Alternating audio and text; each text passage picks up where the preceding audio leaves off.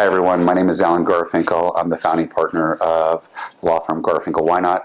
I've practiced law for more than 25 years, and the majority of my practice has been focused on helping folks through natural disasters, picking up their pieces, collecting monies from insurance companies, and making sure that everybody treats each other fairly. And so really today I'm speaking to our boards of directors and I'm speaking to our community association managers about some of the do's and don'ts of contracts. So here we are. Hurricane Matthew is down upon us right now. The winds are blowing.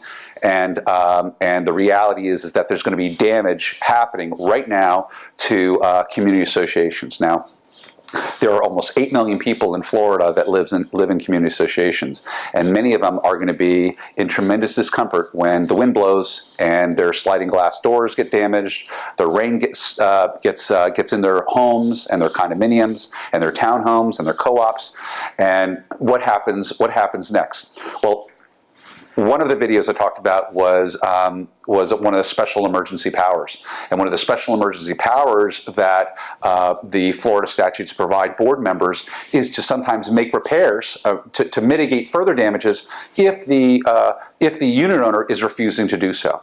So again, what governs this whole process is common sense. And so I asked the community association managers, who ought not to be signing contracts, but the board members, the presidents or the treasurers or anybody else on the board who is authorized to sign a contract, I caution you, please be careful of signing contracts with vendors. You want to make sure the vendors, hopefully they've been vetted a little bit, but the people that you're employing to do the re-roofing and the stucco work and the landscape repair, removing fallen trees, you want to make sure that the contracts that you sign are for services limited to what you're wanting.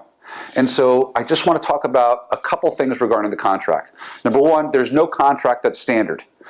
Two is you can physically handwrite on a typewritten contract and say, you know, this is what the services that you're doing and this is how much money is. And if there's ever dispute, your handwritten words are more impactful. They overcome if there's a conflict between the typewritten words and your handwritten words. So please feel free to just write all over the contract, you know, I'm paying you this much money, this is what you're going to do. And so no matter what the contract says, if your handwritten words overcome that.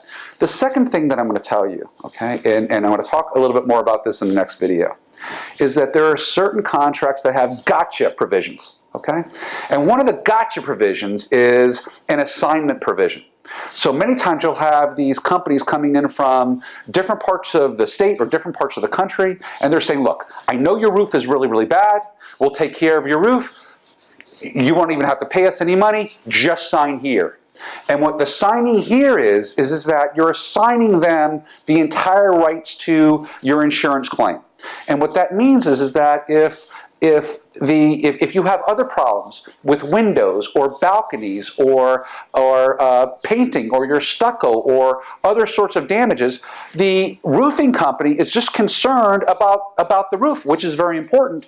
But it's more than just any damages might be more than the roof. It might be the windows, it might be doors, it might be things around the docks or other matters. The point is that you want to be careful of what you sign.